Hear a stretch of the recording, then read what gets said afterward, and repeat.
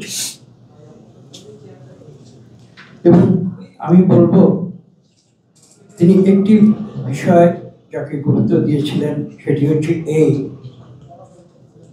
যে সমাজ এবং সংস্কৃতি ব্যতিরেকে কোনো দেশে রাজনীতি হতে পারে। এবং আমি বিশ্বাস করি সেই উপলব্ধি থেকে কিন্তু তিনি এই জাসাস জাতীয়তাবাদী সামাজিক এবং সাংস্কৃতিক সংস্থার তিনি যাত্রা শুরু করেছেন। এই কথাটি আজকে আমি আপনাদের স্মরণ করে দিচ্ছি। দীর্ঘ পথ পরিক্রমায় জাসাস বাংলাদেশের রাজনীতিতে অনেক অবদান রেখেছে, যেমন রেখেছে বাংলাদেশের সামাজিক এবং সাংস্কৃতিক অবদান। আপনারা জানেন বাংলাদেশের প্রথিতযশা যারা ব্যক্তিত্ব এই দুটি ক্ষেত্রে তারা কিন্তু দশকের পর দশক ধরে এই জাসাসের সঙ্গে সম্পৃক্ত ছিলেন। আসলে আমি একটু হালকাভাবে বলি, আজকে এখানে জাসাসের পক্ষ থেকে যারা আছেন আমরা তাকে সাধারণ মানুষেরা তাদের একটি শব্দ দিয়ে তাদেরকে আমরা মানুষের সামনে তুলে ধরি, আমরা তাদের বলি স্টার।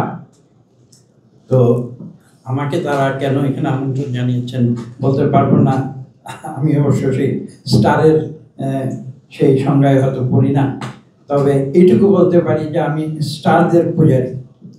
এবং সেই কারণে আমি শহীদ প্রেসিডেন্ট জিয়াউর রহমানের সে আদর্শে বিশ্বাস করি যে সমাজ এবং সংস্কৃতি এই দুটি বিষয় বাদ দিয়ে কোনো জাতি সামনের দিকে এগিয়ে যেতে পারে না।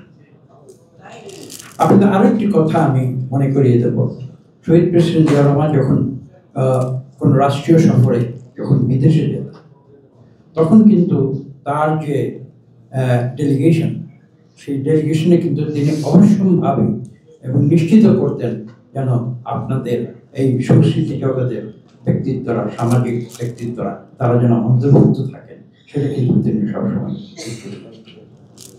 এই যে দৃষ্টিভঙ্গি, সার্বিক দৃষ্টিভঙ্গি, এটা কোনো একটি নির্দিষ্ট একটা ক্ষেত্রে সীমাবদ্ধ নয়, বিস্তৃত দৃষ্টিভঙ্গি। এই শিক্ষা কিন্তু শহীদ প্রেসিডেন্ট জিয়াউর রহমান আমাদের দিয়ে গেছেন এবং আমরা সেটাই আজও অনুসরণ করার চেষ্টা করছি। এটি গেল একটি বিষয়। আর আজকে এই যে বইটি আজকে মোড়ক উন্মোচন করা হয়েছে, আমি এটাও বিশ্বাস করি বক্তারা অত্যন্ত চমৎকারভাবে, প্রত্যেক বক্তা অত্যন্ত চমৎকারভাবে তারা উল্লেখ করেছেন যে এই বইটি কিন্তু বাংলাদেশের ইতিহাসের সাক্ষী হয়ে থাকে। এই বইটি কিন্তু বাংলাদেশের ইতিহাসের, সেখানে উল্লেখ করা প্রয়োজন, কিছু কিছু বক্তারা তারা বলেছেন বইটির শিরোনাম রক্তাক্ত ৩৬ জুলাই